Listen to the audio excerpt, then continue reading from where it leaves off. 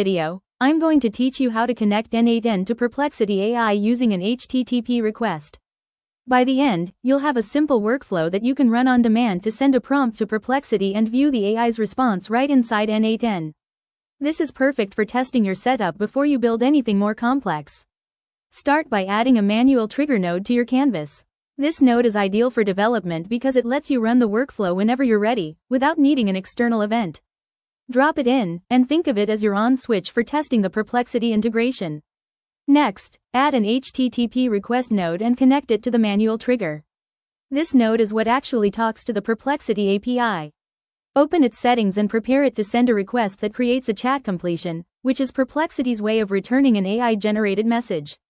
Set the request method to post, and enter the URL https://api.perplexity.ai/chat/completions.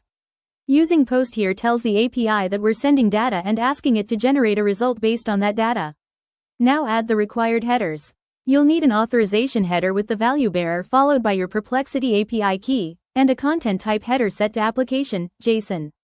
If your n8n setup supports credentials, consider referencing a stored credential instead of pasting your key directly, as that keeps your key safer and easier to rotate later. Enable send body, choose JSON, and paste the request body. Use this example to start. Model, Sonar Small Online, Messages. Role, User. Content, explain what n8n automation is. Here, Model selects the Perplexity model to use, and Messages is a simple chat history. We're sending a single user message asking Perplexity to explain n8n automation. You can swap in your own prompt later, but this is great for validation. With everything set, click Execute Workflow. The manual trigger runs first, then the HTTP request fires and sends your payload to Perplexity. Watch the HTTP request node's output panel. You should see the response status and a JSON body containing the AI's generated text.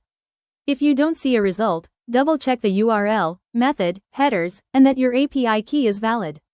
That's it. You've manually triggered a workflow, called the Perplexity Chat Completions endpoint with a properly formatted post request, and viewed the AI's answer within n8n.